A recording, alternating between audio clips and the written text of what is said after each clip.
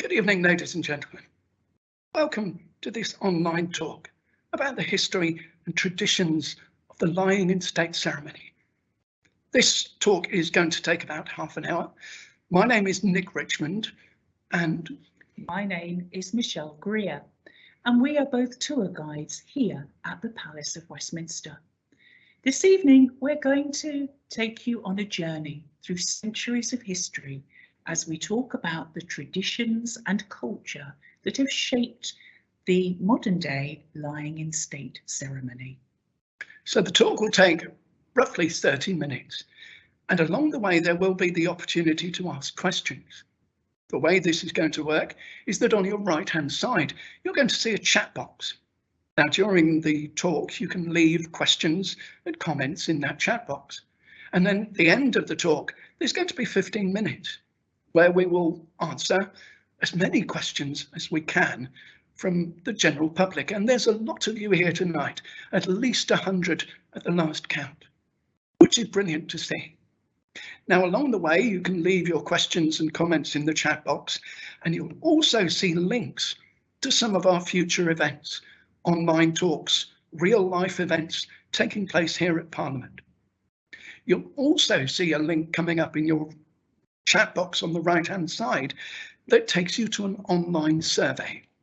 Now the idea is that if you fill in this online survey, you'll be able to get 15% off in our online gift shop, which of course is a great incentive, and it also helps for us to know that we're doing the right thing.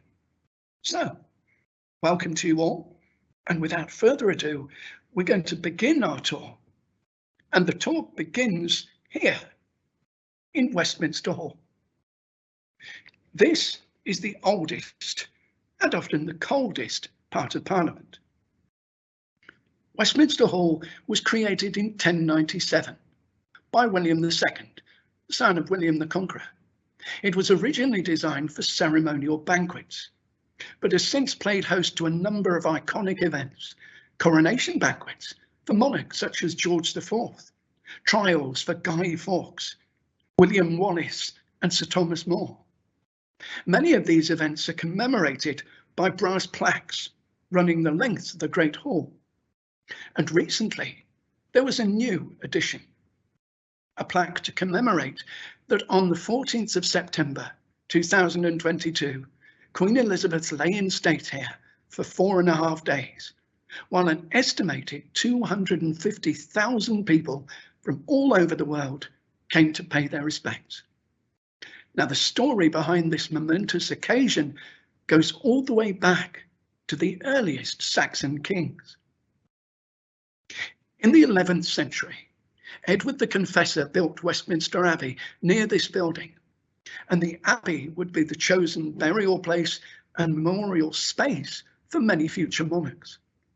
But before their funeral processions, they would often lie at rest, either privately or publicly, in royal palaces across the country. Charles I, a Stuart king in the 17th century, was the first person to use the palace for this purpose. Rather conveniently, the palace wasn't being used at the time, as the king had dissolved Parliament some years earlier. Before his coffin began the ceremonial procession through London, he lay at rest in the Painted Chamber, an area of Parliament that was sadly destroyed in the fire of 1834. This was a private viewing by invitation only. His procession, which started at the Tower of London, was fairly low-key for monarchs of the time, taking place late in the evening. The chief mourner walking behind the king's coffin was his brother, James II, heir to the throne, and the tradition of the heir to the throne walking behind the coffin would become a permanent addition to royal funerals. On top of the coffin, instead of the traditional wax effigy, a life-size dummy made of wax, lay an imperial crown, part of the crown jewels. After his interment at the abbey, a wax effigy was placed over his grave and is currently in the care of the abbey itself. Mary II, 94, lay at rest in her bedroom at Whitehall Palace. The public were charged a fee to come and see her, as thousands arrived. One of the elements of the modern lying in state is that public are admitted freely to view the coffin. A funeral procession, 3 miles long, snaked through the city and was led by 400 poor women dressed in black. And her catafalque, the raised movable platform that carries the coffin, was designed by Sir Christopher Wren. But William and Mary's reign marked the end of an era for the monarchy in Britain. They had been made to sign the Bill of Rights in 1689 that allowed Parliament to take the reins of power. And as Parliament now had the upper hand, future lying in state events would commemorate those from the political world as well as the royal one.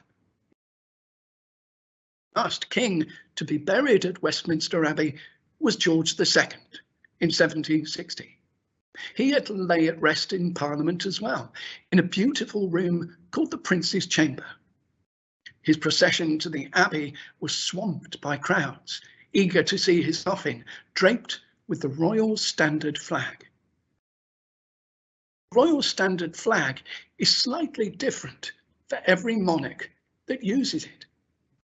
On the top left-hand corner, you can see the flag that was draped over George II's coffin.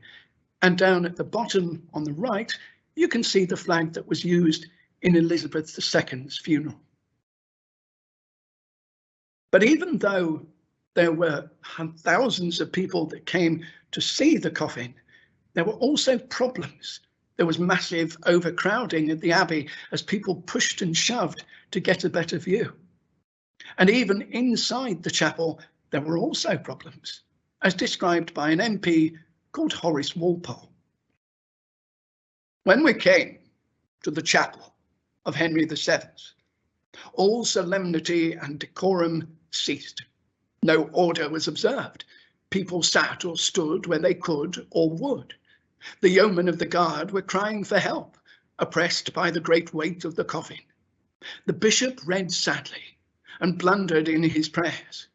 The fine chapter, "Man that is born of a woman," was chanted, not read. And the anthem, besides being immeasurably tedious, would have served as well for a nuptial. It was because of difficulties like this that the responsibility of organising state funerals was given over to the Dukes of Norfolk. The Duke of Norfolk also holds the title of Earl Marshal, and together with the Royal College of Arms and the Lord Chamberlain, now advises on protocol for coronations, lying in state ceremonies, and state opening of Parliament. All future lying in state ceremonies would have to be agreed by both the monarch and Parliament. William Pitt the Elder in 1778 was the first Prime Minister to be given a public funeral, meaning the costs would be covered by public funds, another important condition for a state funeral. He was known as the Great Commoner, as he refused to accept a noble title until the last years of his life, and the public loved him. Like Charles II, he lay at rest in the Painted Chamber at Parliament, and thousands flocked to pay tribute. His son, Pitt the Younger, was also given the same honour when he died in 1806. But the first to establish the traditions that would be used in Elizabeth II's funeral was William Gladstone. He was known as the Grand Old Man, and he was Prime Minister of Great Britain on 4 separate occasions. Somewhat prophetically, this is what he said about funerals. "Show me the manner in which a nation cares for its dead, and I will measure with mathematical exactness the tender mercies of its people, their respect for the laws of the land, and their loyalty to high ideals." Gladstone died in Wales, and his coffin was transported to London by train, and also, uniquely, on a specially adapted underground train. His procession through the city was simple and unaccompanied by the usual army bands.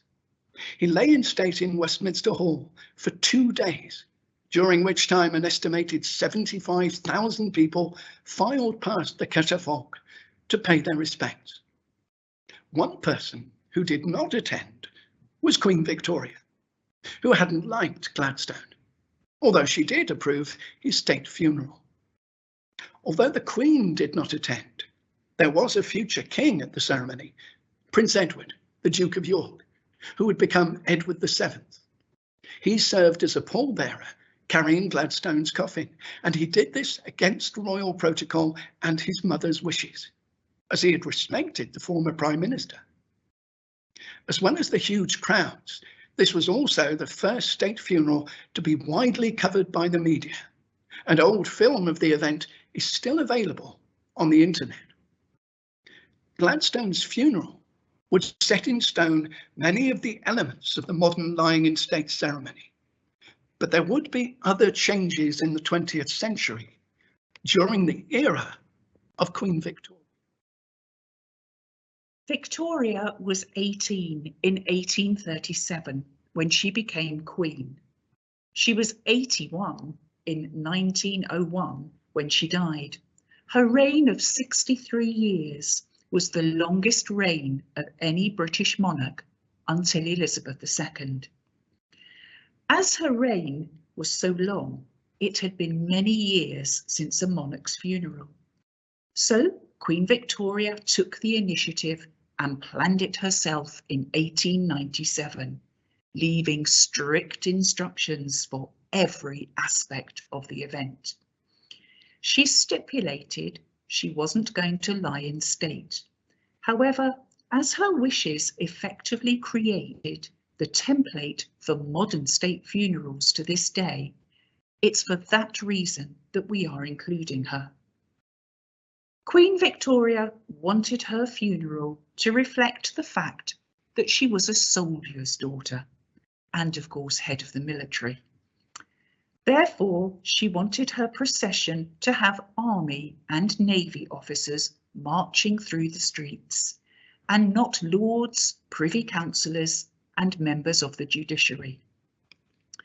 The one thing Queen Victoria hadn't planned for was that her death would be at Osborne House on the Isle of Wight. Her coffin was transported on Her Majesty's yacht Alberta to Gosport in Hampshire, and then travelled by train to Victoria Station in London. Gun carriage was used for the first time to carry her coffin, pulled by white horses from Victoria Station to Paddington Station, from which another train would take her coffin to Windsor. The train eventually arrived at Windsor on that very cold day on the 4th of February 1901. The horses attached to the gun carriage and all those involved in the procession had waited a very long time. As Her Majesty's coffin was carried towards the gun carriage, which was under the canopy outside the station, the drummers started to beat a march. One of the horses was startled by the noise and moved in agitation, breaking an eyelet hole on the splinter bar by the wheel trace. Before it could be replaced, the naval attachment promptly seized the drag ropes, and what was a disruption to the plan has since become a state funeral tradition. It was Edward VII who, recalling Gladstone's death, re-established the tradition in modern times of lying in state in Westminster Hall in 1910. His death saw the largest gathering of European royalty to ever take place. 70 states were represented in a time before the world would be reshaped by war. The arrival of his coffin at Westminster Hall, a short service was held, and at the request of his daughter-in-law, Queen Mary, The combined choirs of Westminster Abbey and the Chapel Royal sang the hymn, "Praise my soul, the King of Heaven," although many people present felt that the military band was too loud. He lay in state for 3 days, and up to 500,000 people queued patiently to pass him and pay their respects. And you can see here the first of those plaques on the floor of Westminster Hall that Nick mentioned earlier.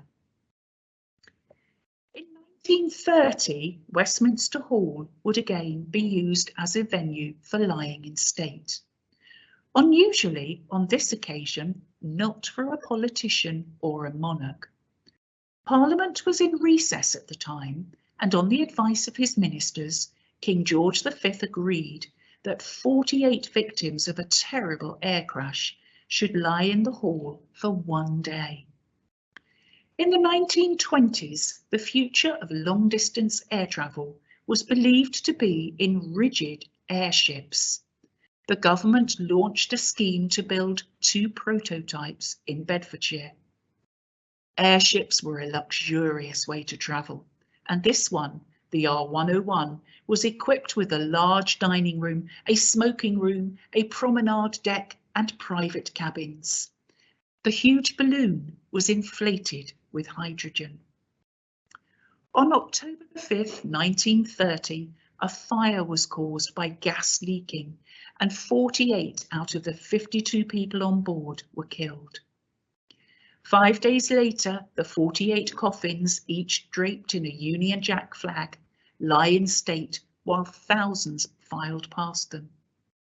On the same day, a memorial service was held at St Paul's Cathedral, attended by the Prince of Wales and the Prime Minister, Ramsay MacDonald.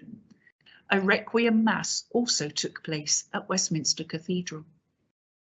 On the 11th of October, the 48 coffins were taken through crowded streets to Euston Station and on by train to Bedford. They were buried in a mass grave at the parish church of St Mary's Cardington. An RAF ensign flown from the tail of R101 remains there to this day. King George V's death was announced on January 21st, 1936. Just like his father, he was to lie in state in Westminster Hall and to travel to Westminster with his coffin on a gun carriage and an escort provided by the Grenadier Guards. Once at the Palace of Westminster, as the procession turned into New Palace Yard, part of the imperial state crown, the jewelled Maltese cross at its apex, fell into the gutter. Once inside Westminster Hall, the Archbishop of Canterbury conducted the traditional brief ceremony of welcome. When the royal family left, the members of Parliament, led by the Lord Chancellor and the Speaker of the House of Commons, were the first to file past the catafalque. There were 12 guards known as the Sovereign's Bodyguard, 8 of whom were relieved every 20 minutes. The yeomen of the guard, the guards that provide close protection to the monarchs, since the reign of Henry VII, were relieved hourly. The king's 4 surviving sons, Edward VIII and the Dukes of York, Gloucester and Kent, unexpectedly appeared close to midnight, each of them in full dress uniform, to stand vigil, replacing the 4 guardsmen. This became known as the Vigil of the Princes. It was said that many of the mourners who were filing past didn't recognise them. The 9-year-old Princess Elizabeth also visited Westminster Hall in the evening to pay her respects, holding the hand of her grandmother, Queen Mary. The doors to Westminster Hall closed to the public at 4 AM on the 28th of January at 9:45. The bell of Big Ben started to toll, signalling the start of the King's procession to Paddington Station and ultimately to Windsor. Winston Churchill is only the third Prime Minister to have received a full state funeral, lying in state at Westminster Hall. As we mentioned earlier, assent of both Parliament and the Crown are required. Queen Elizabeth II granted permission for the use of both Westminster Hall and St Paul's Cathedral during his state funeral. On January the 26th, 1965, Churchill's coffin was transported from his London home to Westminster Hall. His coffin was placed on a catafalque draped in black velvet with a Union flag over his coffin. On top of his coffin was a black silk cushion with his Knight of the Garter insignia resting and 4 tall amber candles standing in each corner. Churchill lay in state for 3 days, and Westminster Hall was open for 23 hours a day. The first watch was led by the Grenadier and Coldstream Guards, and on the other days by the Royal Navy, 5 regiments of Foot Guards, and the Queen's Royal Irish Hussars. The doors closed at 6 a.m. on Saturday the 30th of January, and at 9:45 the funeral began with Big Ben chiming and was muffled for the rest of the day. As the gun carriage made its way to St Paul's, a single gunshot was fired every minute until the procession arrived at St Paul's Cathedral. Over 30 years passed before Westminster Hall once again opened its doors for a lying in state. On this occasion, in 2002, for Her Majesty Queen Elizabeth, the Queen Mother, who had lived until she was 101 years old.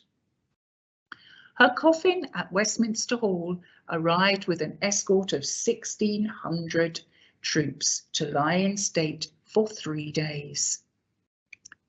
On her coffin was her personal standard, and on a purple cushion lay the crown she wore for her coronation, containing the famous Koh-i-Noor diamond.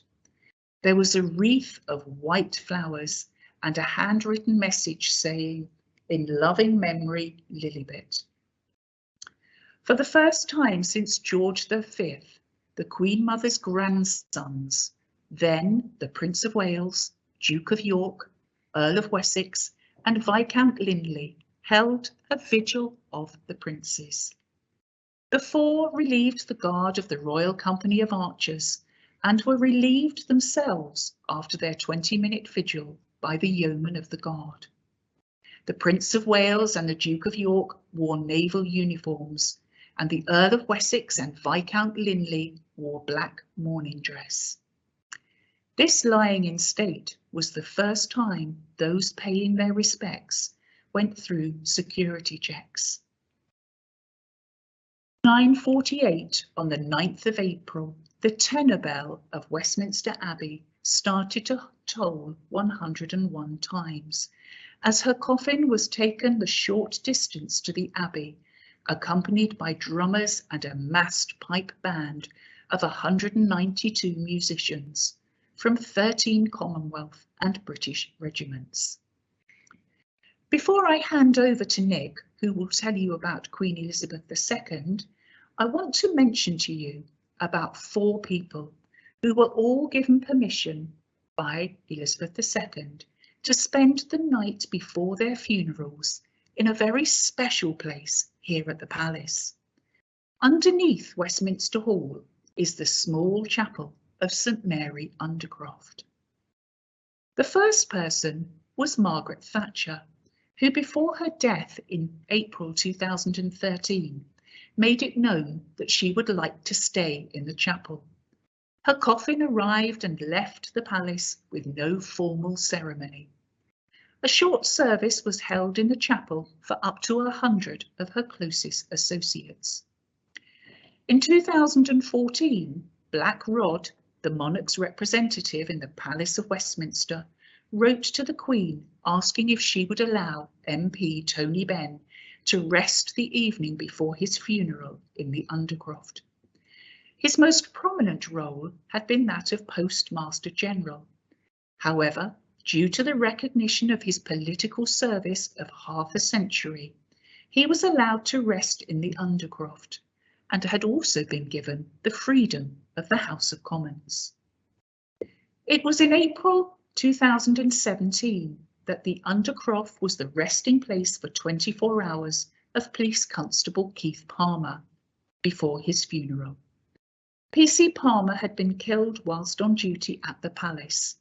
The Reverend Prebendary Rose Hudson Wilkin remained with the coffin all night, along with a guard of honour, before his coffin was taken the next day to Southwark Cathedral for a full police funeral. In November 2021, MP David Amess lay at rest for 24 hours before his funeral at Westminster Cathedral.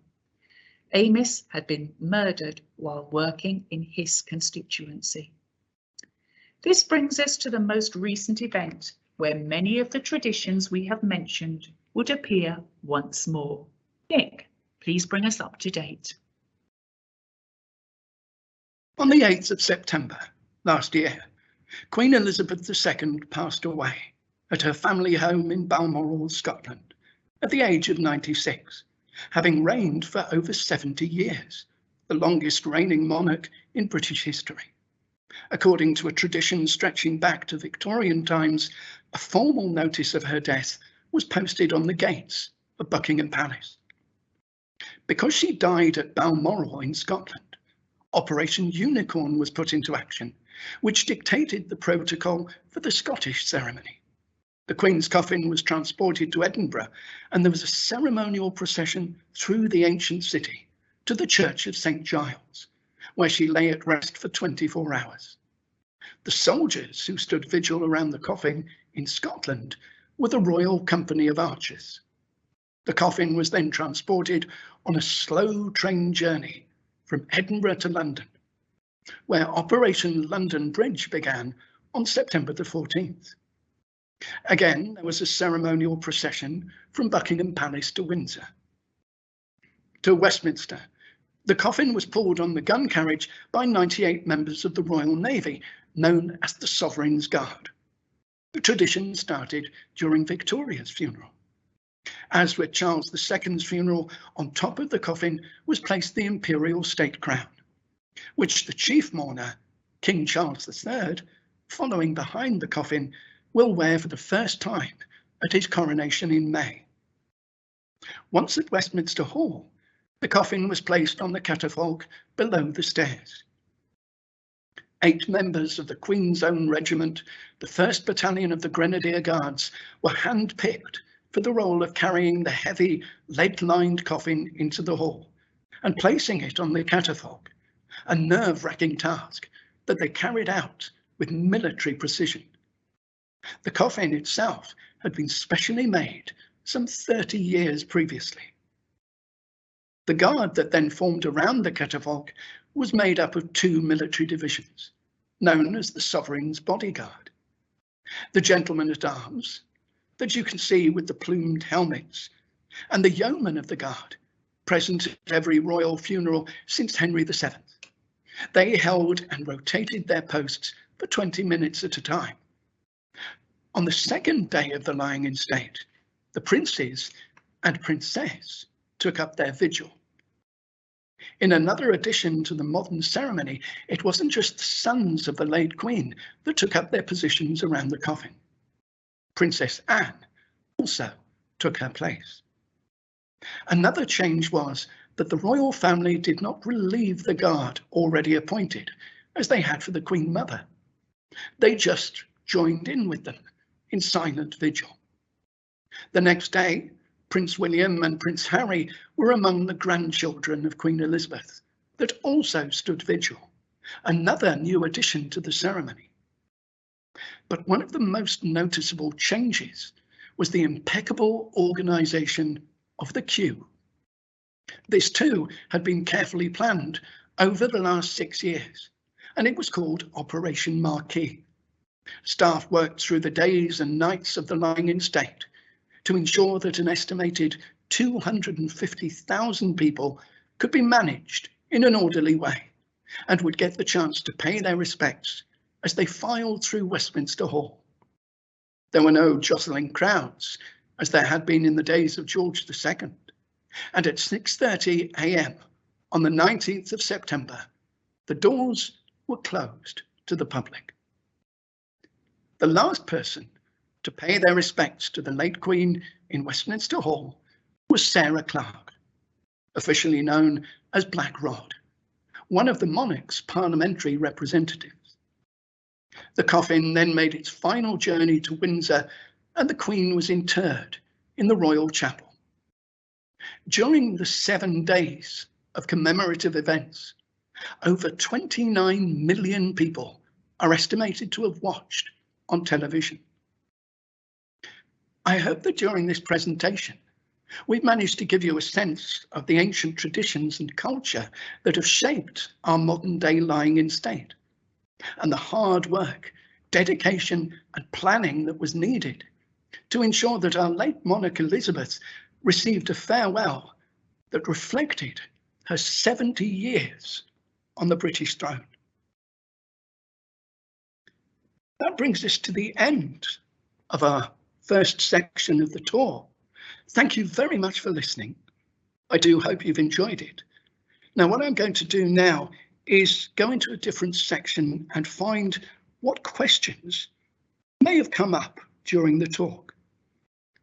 So let's have a look at the Q&A, and hopefully Michelle and myself will see if we can answer your questions.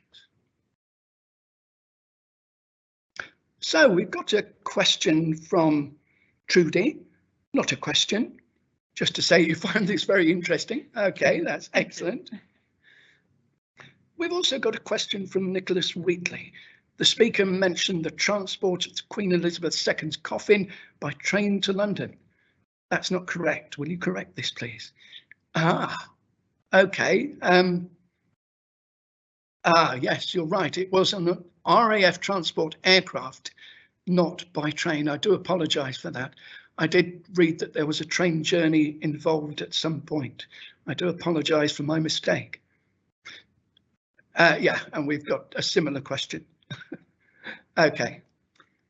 So we do have another question down at the bottom. Why didn't George VI lie in state?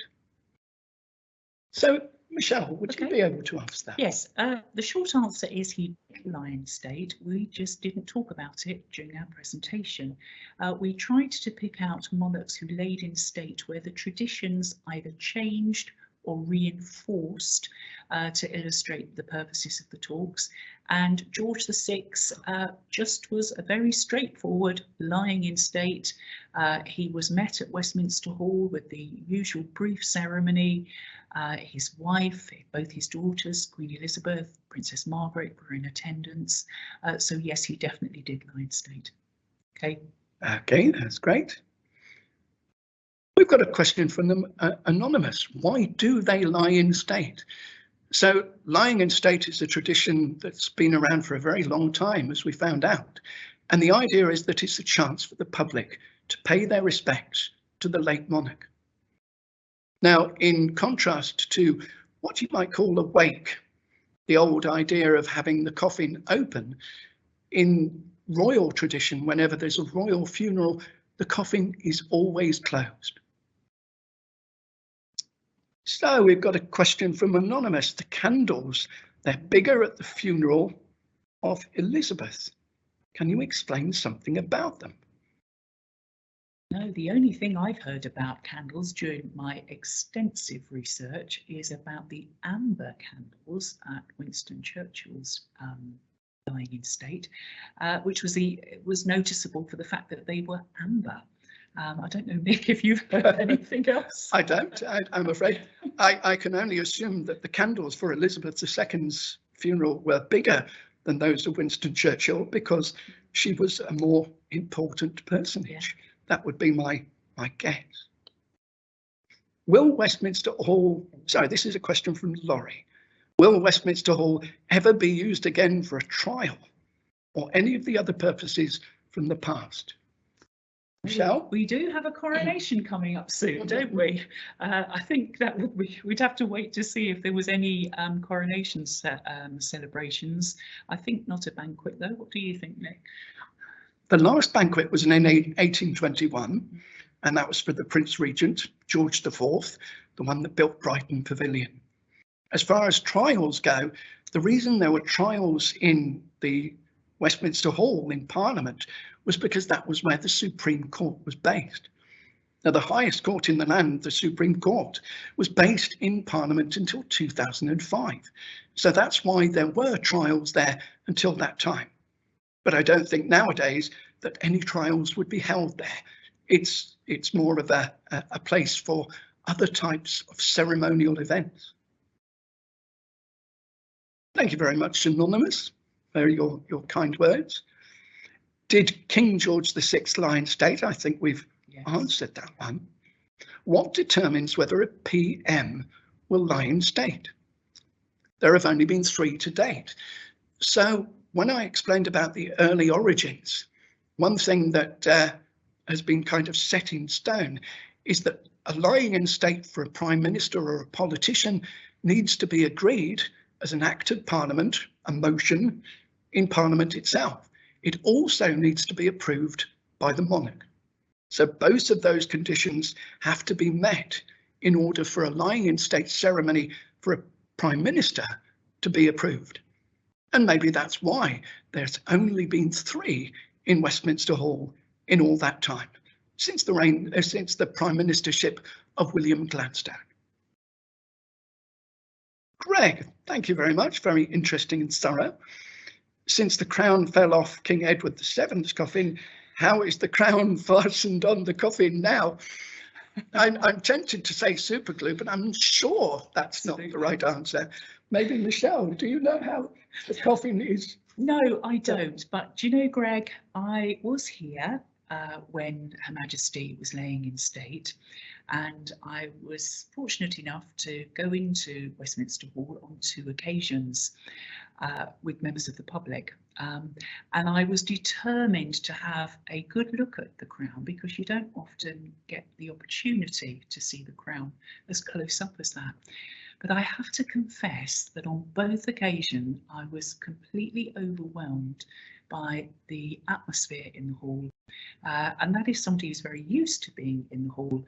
So it was an atmosphere that was very quiet. There was a gentle rustling of people moving throughout the hall, continual movement. But I do wish I paid greater attention to that crown. So in terms of how the crown is fastened, I suspect that's a trade secret that is known only by the Grenadier Guards, because they were the ones that transported the coffin. So I'm sure they found some very foolproof way to make sure that the crown was permanently fixed to the coffin with no risk of it falling off and the Maltese crown breaking. Sean, why was the coffin lead-lined? Now I can answer that one because this goes back to ancient, to old Victorian customs. Now, what they believed was that there was something called miasma, a smell, if you like, and that having a lead-lined coffin would preserve the body inside the coffin and would avoid that miasma seeping out. Rather a gory answer to the question, but it is the right one. So that's why coffins, certainly since Victorian times, have been lead-lined. Ileona from Germany, thank you for the interesting information. Excellent English lesson. That's good to know. Okay. And we've got a question here from Joe. Whose decision is it to ask for permission to stay in the Undercroft before their funeral? The family of the deceased or the speaker? That's an interesting one. That's a very interesting one. I do believe, again, that it has to be the monarch and the House of Parliament, both Houses of Parliament, that it has to be in agreement. So it's a combined thing. Black Rod has to ask the monarch, and permission is given, but it is a rare honour, as we've seen, only 4 times. And sometimes I suspect it's the person themselves who makes that request. Yes. So, for instance, when Margaret Thatcher lay at rest in the Undercroft before her funeral, while she was still alive, she made it very clear that she didn't want a full state funeral. So she would have made that request personally to Parliament and, I imagine, to the Crown as well. Is there a plaque commemorating each lying in state? Or perhaps there are just a few? So the answer is that there are plaques commemorating all the lying in state events that have happened in Westminster Hall.